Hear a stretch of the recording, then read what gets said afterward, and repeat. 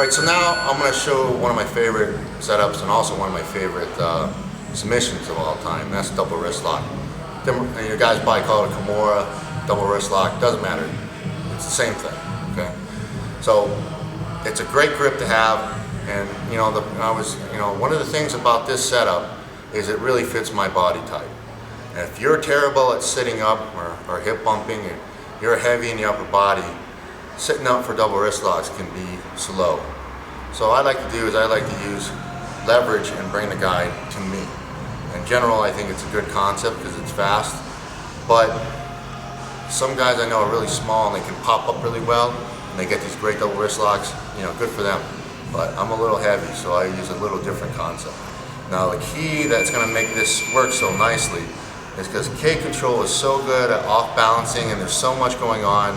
And you guys can see, especially in the triangle book, how many triangles you can find from K, that when you're staying busy like this, your opponent doesn't really pay attention to your grips as much, okay? And that's gonna be our benefit. We're gonna start back in our K control setup, whether I shift offline here, and I'm trying to lift, set up my triangle, and he pulls his arm out, and now he's playing. Well, let's say he's playing too smart. I'm having a problem controlling his head. So he kind of plays back away. Maybe he's just playing away a little bit. So now, as for here, I have to pop my hips up, kind of protect myself so he's not hitting me. Or maybe I'm trying to constantly off balance him, okay? Now from here, this grip is so common, guys try to control that. Okay, so what I'm gonna do now is I'm gonna come up and I'm gonna start to grab his wrist. Now this is a common grip to get. That's great for other setups, but what we want is that downward wrist grip, okay? It's a powerful grip. You can use it for a lot of different things, and it's gonna set up our double wrist lock.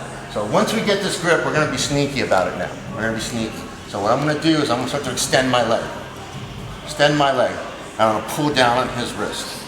So I'm extending, and now what's happening, he's starting to slide towards my closed guard. He thinks I'm making a mistake.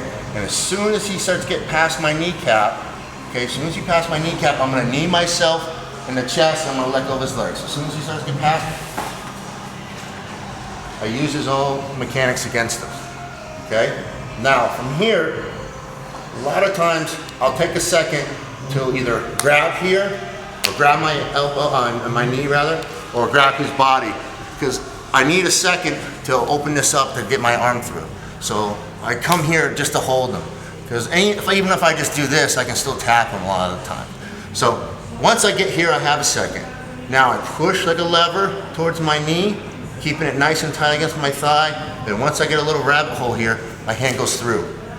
I lock my double wrist lock, and I finish. I'm playing K, I'm kind of playing him away. I gotta get him off balance, I'm trying to work him. He's staying busy now, I got my grip. Okay? I start to pull him down, and I let him slide. As soon as he gets close to my knee, I let go, and I knee myself in the chest at the same time. Here, pop, get out of the way, hold, drop back, relock, and finish. I'm just gonna move you around a little bit.